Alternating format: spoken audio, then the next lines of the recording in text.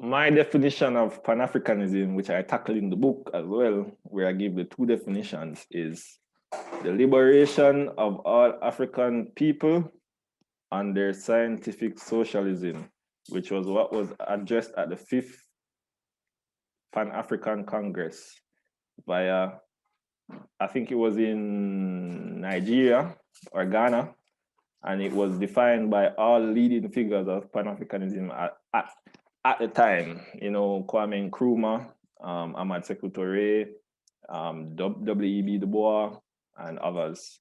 But I also acknowledge the definition of Pan-Africanism from the Garveyite perspective, where it is Africa for the Africans, Black problems for Black people, or Black solution.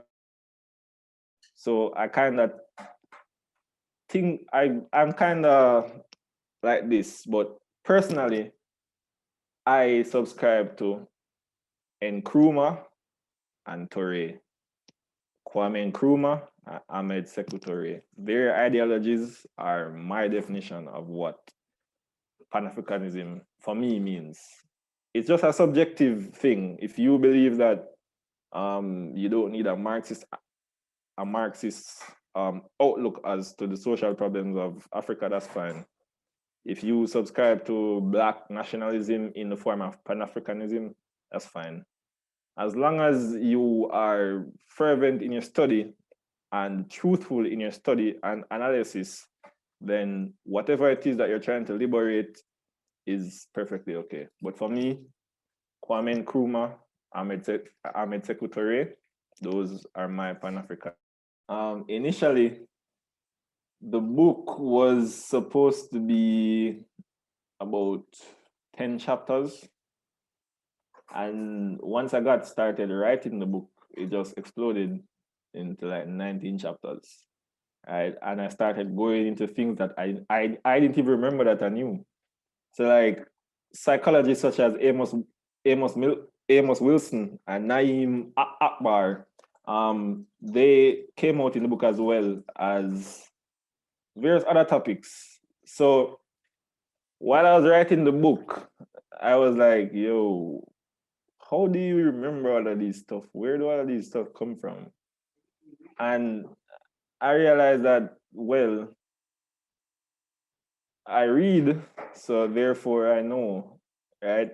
So while writing the book, you have to structure the book in a way where it is flowing. It's just flowing. Where chapter after chapter, it's just sequential, right? And while I was writing the book, as I've said, I really wrote the book for myself, which is why I call it the thoughts of an unchained mind.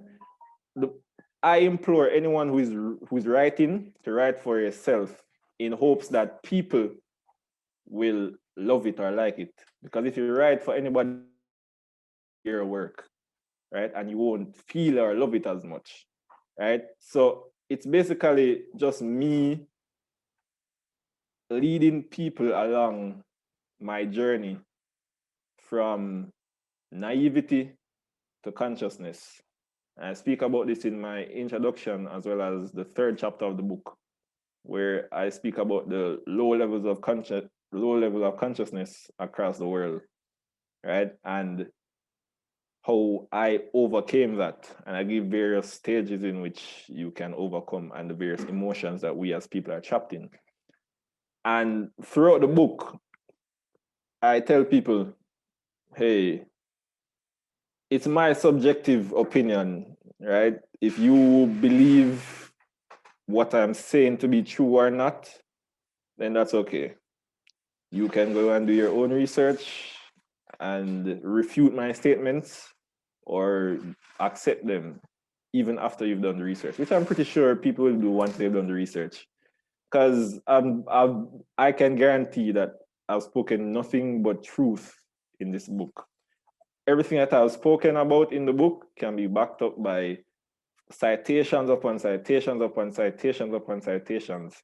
My reference page is like 3 pages, and my reference page includes people from various social acts aspects: rich, poor, black, white, Asian, woman, man, whatever. So I don't go from a biased perspective. I ask anybody. I studied.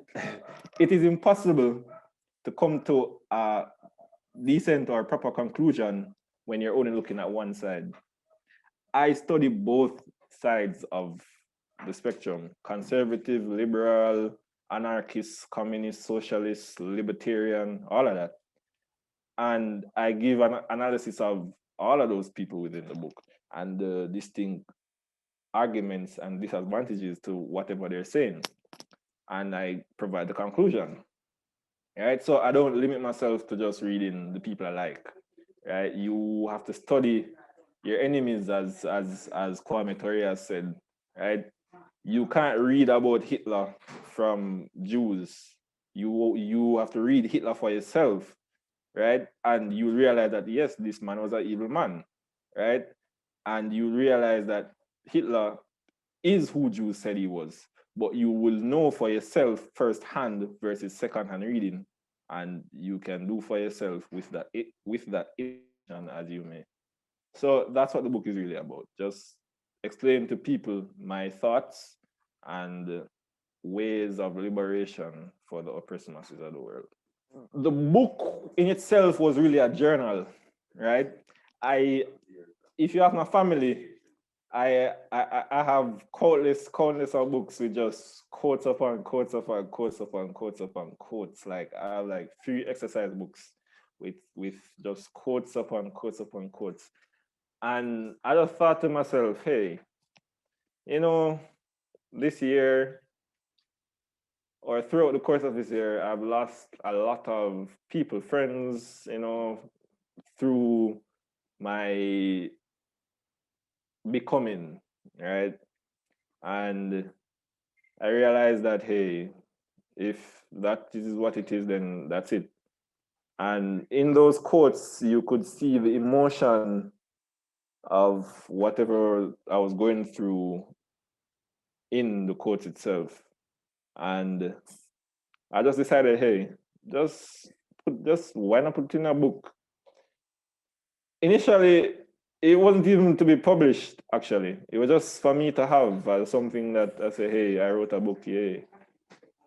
And it's not until I started writing the book I realized, whoa, 30,000 words? No, man, I could actually publish this, sell it, whatever, and provide it to people who want this type of material. And I just took basically majority of the quotes and the analysis and paragraphs and the articles that I wrote and just put it in the book. I just said, hey, if it goes, it goes. And yeah, and here I am today. And I've also gotten the feedback from various groups saying, hey, yo, I'm going to print this book. Like, no, you are 20 years old and you're writing stuff like this at 20? No, and I'm like, and I'm grateful, I'm super grateful for the mental capabilities that I've been provided with from God, and all the support I've received from my family, friends in regards to the book. Just all love to all the people out there who supported me along this journey. And actually, I started writing, meaning my journal, about a year and a half ago.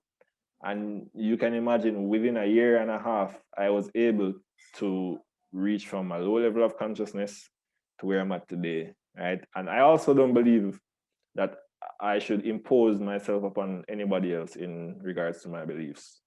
So I'm just like, hey, if I provide you with the information and you don't believe it or you don't understand it, then that's on you. But you can't say I didn't provide it for you.